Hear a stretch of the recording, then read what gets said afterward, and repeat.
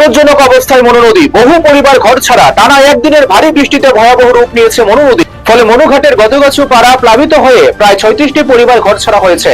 অনেকের বাড়িতে কোমর সমান জল ঢুকে পড়ায় পরিস্থিতি মারাত্মক আকার ধারণ করেছে। প্রশাসনের তৎপরতায় ক্ষতিগ্রস্তদের নিকটবর্তী স্কুল, অঙ্গনওয়াড়ি কেন্দ্র এবং মনু টাউন হলে নিরাপদে সরিয়ে দেওয়া হয়েছে। আজকে কি কারণে এখানে মনুতে ভিজিট করে?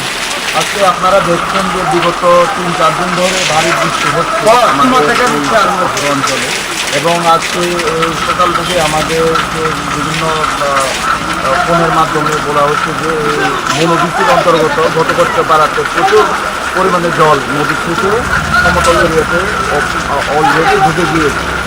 এই কারণেই আমরা আমাদের এসডিএম সাহেব, আমরা আমাদের যারা পঞ্চায়েত সেক্রেটারি যারা এখানে ভিজিট করে দেখছি কীভাবে যারা অসুবিধাতে রয়েছে, যাদের বাড়ি ঘরে জল ঢুকে গেছে তাদেরকে কীভাবে সহযোগিতা করা যায়। প্রশাসন আমাদের সঙ্গে রয়েছে, আমরা ফিল্ডে ভিজিট করে দেখছি।